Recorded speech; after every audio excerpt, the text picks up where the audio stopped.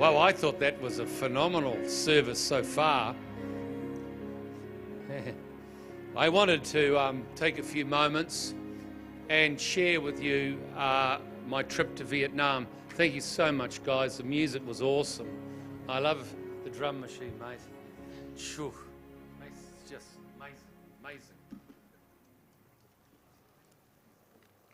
amazing. You must appreciate that I have to be very cautious with what I say here, because there's about probably a 98% certainty that I will be watched by government forces today, and I certainly want to welcome the Vietnamese security forces and government here and just say straight away how much I appreciate your reception and receiving of myself. I am deeply honoured and deeply grateful for what you have done.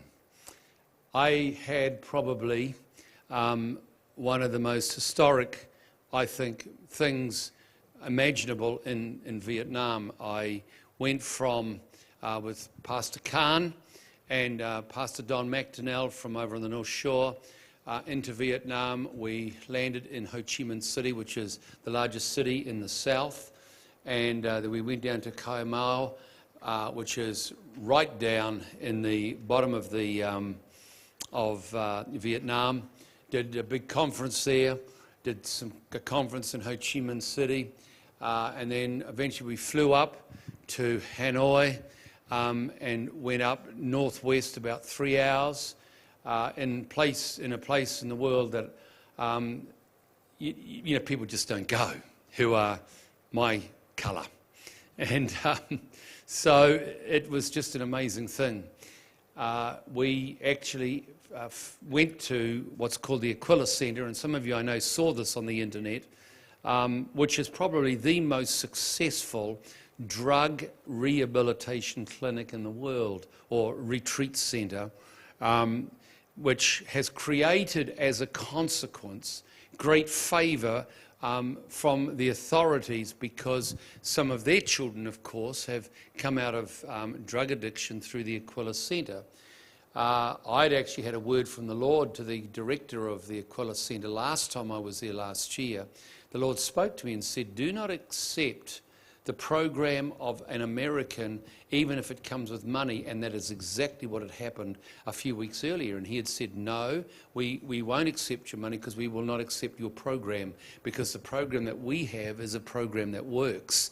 And of course, drug addiction in Vietnam is absolutely epidemic. And as a result of that, they stayed with their program. And of course, their program is about prayer and love. And actually, I met a guy from Latvia who had found his way. Now, for those who don't know where Latvia is up in Europe, and was one of the, the Russian bloc countries. And he'd got to this place, found it somehow quite supernaturally, and got totally freed of drugs. And the guy was just full of the joy of the Lord. It was just the most incredible thing. In fact, I'd love to get him here one day. Powerful testimony. But we saw miracle after miracle through Vietnam. And as I said to you, people with incurable sicknesses and diseases healed, and literally hundreds coming to Christ. Don McDonnell and myself regularly did altar calls, and I think every altar call we saw people come to Christ. And it was just absolutely amazing. When we got to the Aquila Centre, there was a request from the head of the police for all of Vietnam. So we're talking like our police commissioner, right? The top dog, the top guy, I should say, in Vietnam of the police. So the whole police in the country are under his authority. Now, to understand the significance of what I'm about to tell you, you've got to understand that although the government in Vietnam will make a law, it doesn't mean that that law will always be followed by the various districts and regions, because the authorities will do their own thing very often. And so he meets with us, and actually I meant to put a photograph up there of him. I forgot to do it. But just a really nice guy with one of his helpers. And we were very pleasant with each other.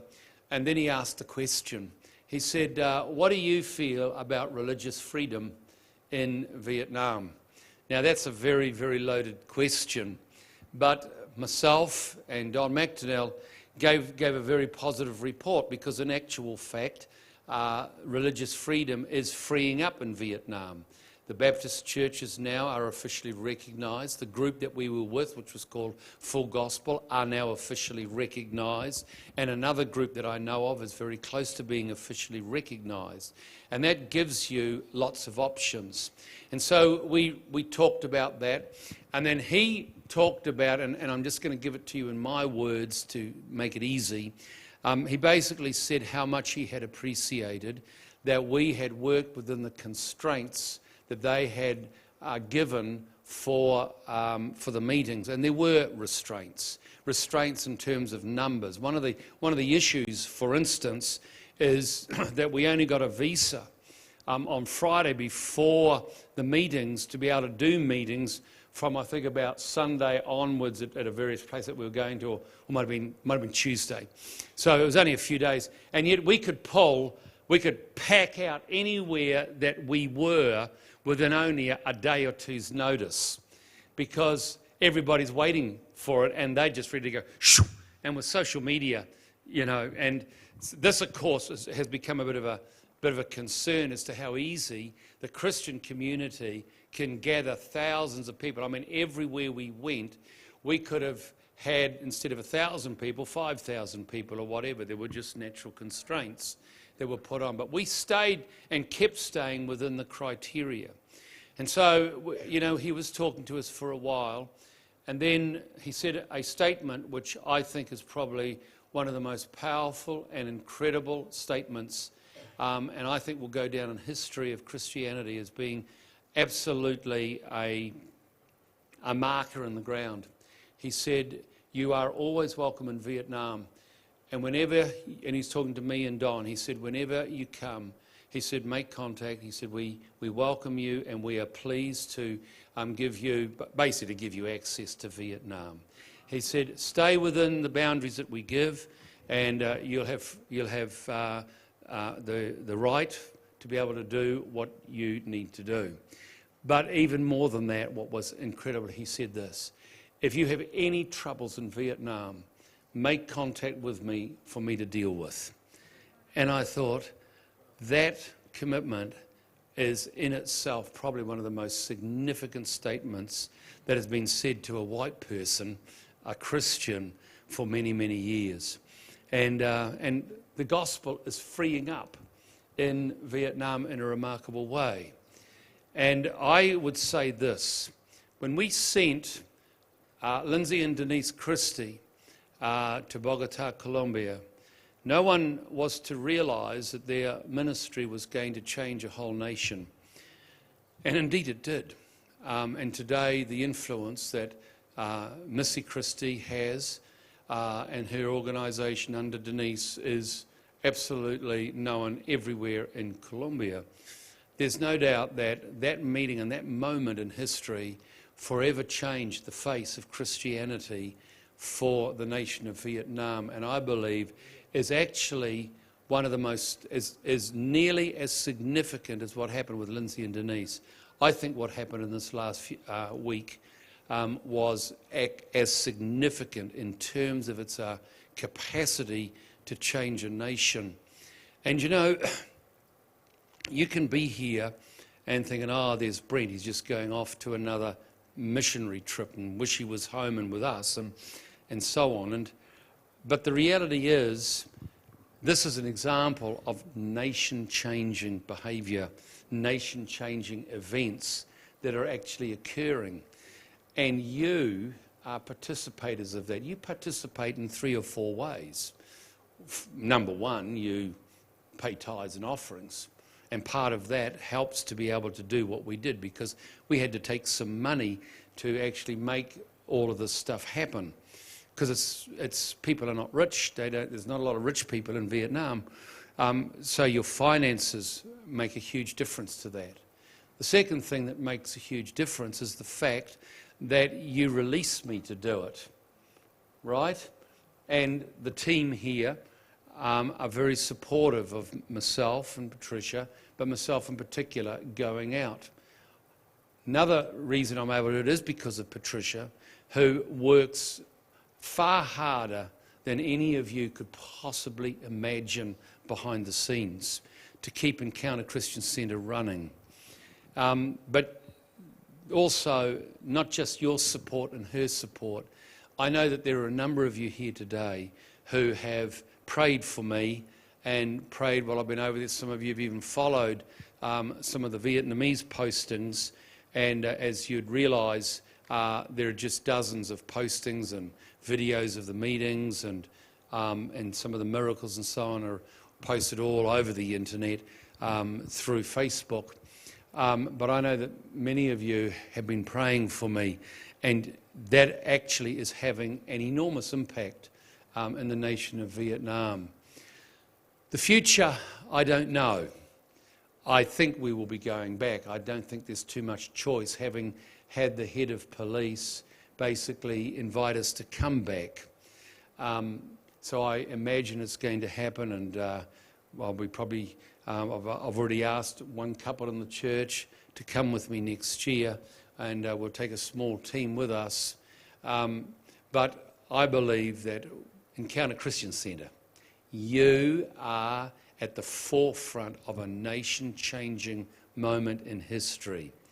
And I know this, that for every person that we had sitting in front of us, there were probably 6 people at least who were watching over the internet in Vietnam. And people were getting powerfully impacted and would write back to us about what was happening to them in their homes as they were listening to us over the live stream. So there is wonderful things happening, and you're a part of it. And I wanted to come back because my family is on holiday, and I've come back from holiday because I wanted to be here this morning to give you right up-to-date report, but also to say thank you, because I couldn't have done what I did without you. You know, 8 weeks ago, I was a moment away from dying, and got a pacemaker put in, and it has had an effect on me. There's no question about that. And most of the meetings during the praise and worship, I had to sit down in, and there was a limited amount of time. You know, I could maybe preach and pray for an hour and a half, but after an hour and a half, man, I was certainly whacked, and it was no more, get me out of here. But the Lord sustained me and was able to continue at that pace. We did not have a day off.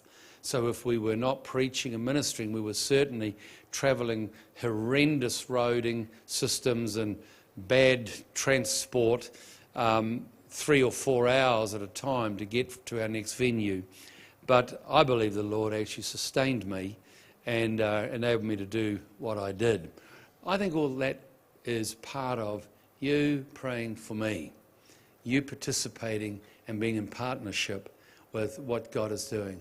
Encounter Christian Centre is having a massive impact in the nation of Vietnam. You are partners in that. I want to thank you this morning. It is a wonderful, wonderful thing. And my heart for every one of you is that you will have just a blessed Christmas.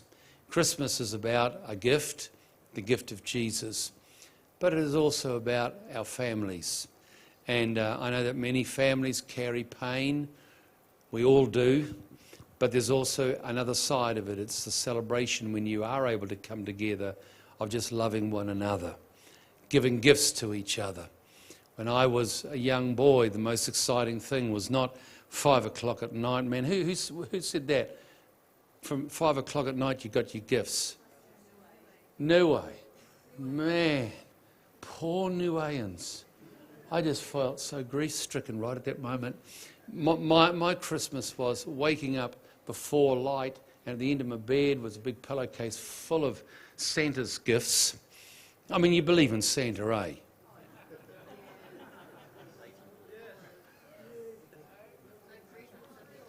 Yes.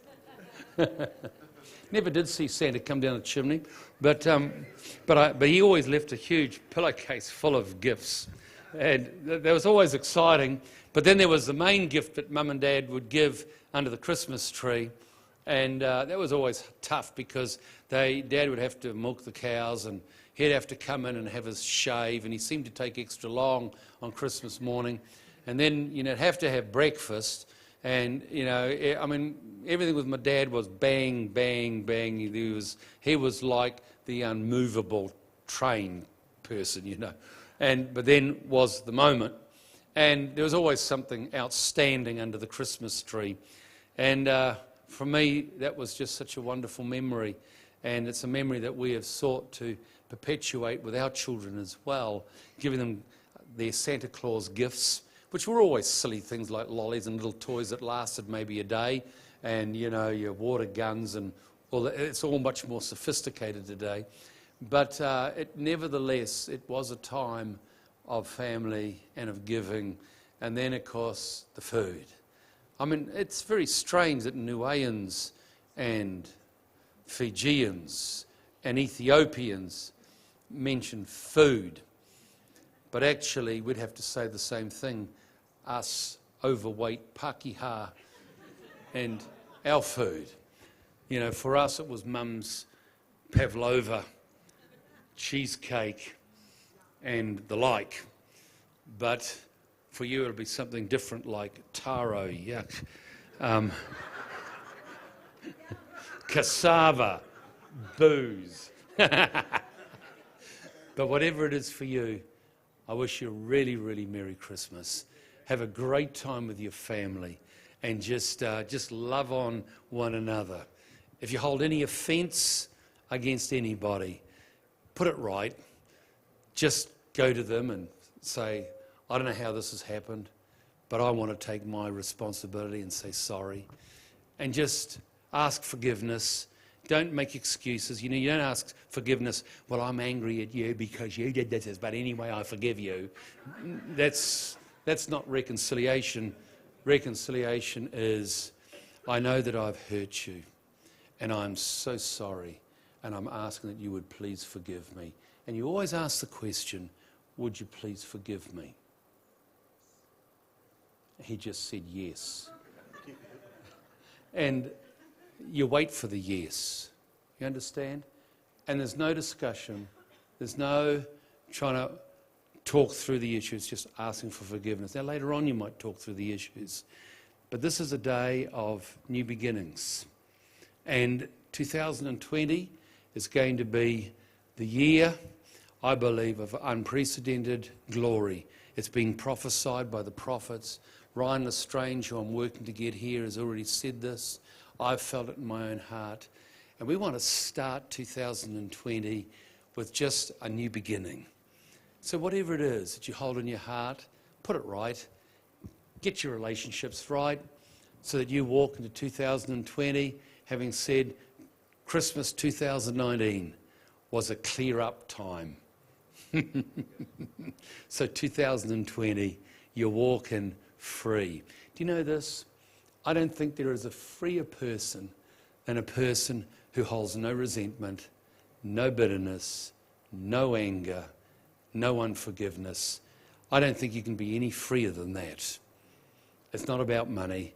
It's about our heart and the abundance of God's love and grace in our heart. And the amazing thing is this.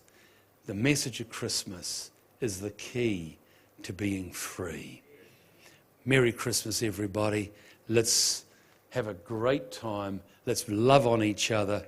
And we will see you for the Holy Ghost meetings starting at the beginning of January. They are going to be powerful. I've got Faylene Sparks and